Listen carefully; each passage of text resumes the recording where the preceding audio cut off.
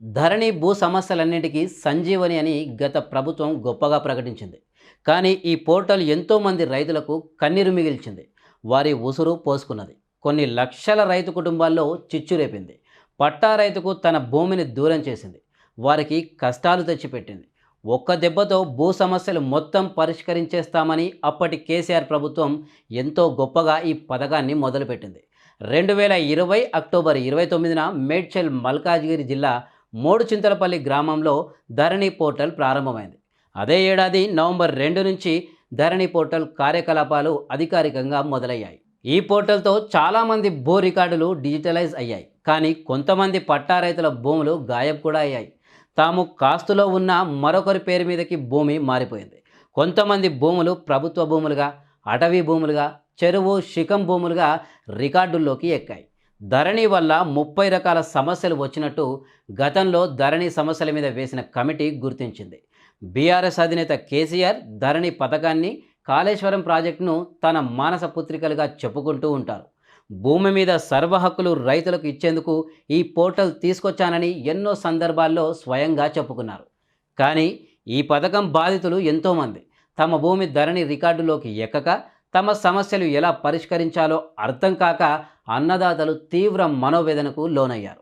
గత ప్రభుత్వం మీద ధరణి బాధితులు శాపనార్థాలు కూడా పెట్టారు. తెలంగాణ రాష్ట్రంలోని అన్ని గ్రామాల్లో ధరణి బాధితులు ఉన్నారంటే పరిస్థితిని అర్థం చేసుకోవచ్చు. తరతరాలుగా తాను సాగు చేసుకుంటున్న పట్టాభూమి ఒక్కసారిగా పరాధీనం అయ్యేసరికి రైతుల బాధలు వర్ణనాతీతం. ప్రభుత్వ అధికారుల తప్పిదాల వల్ల ధరణిలో తమ భూమి తప్పుగా రికార్డైతే సదరు రైతు తలకిందులుగా తపస్సు చేసినా ఆ సమస్యను పరిష్కారం కాలేదు.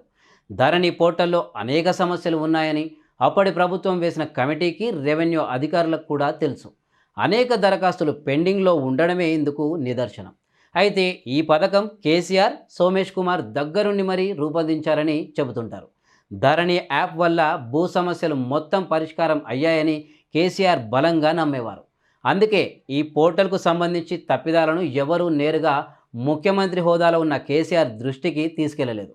మొత్తంగా పిల్లి మెడలో గంట వేసేందుకే ఏ అధికారికి, మంత్రికి సాహసం చాలలేదు. వెరసి ధరణి సమస్యలు రోజురోజుకి పేరుకుపోయాయి తప్ప సమస్యలు పరిష్కారం కాలేదు.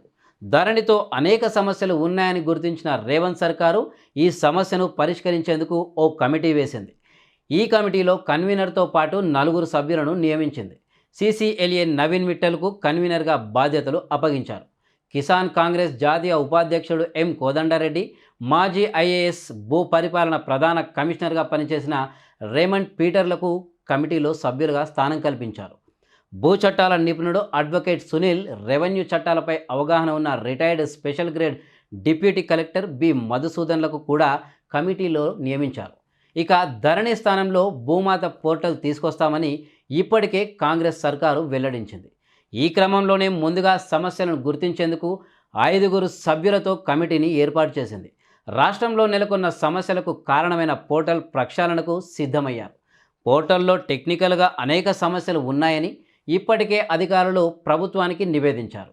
గత ప్రభుత్వం వేసిన కమిటీ ధరణికి సంబంధించిన 33 సమస్యలను గుర్తిస్తే తాజా సర్కారు 35 సమస్యలను గుర్తించింది. దీంతో ఈ సమస్యలన్నింటికీ ఇప్పటికైనా పరిష్కారం చూపాలని రైతులు కోరుతున్నారు.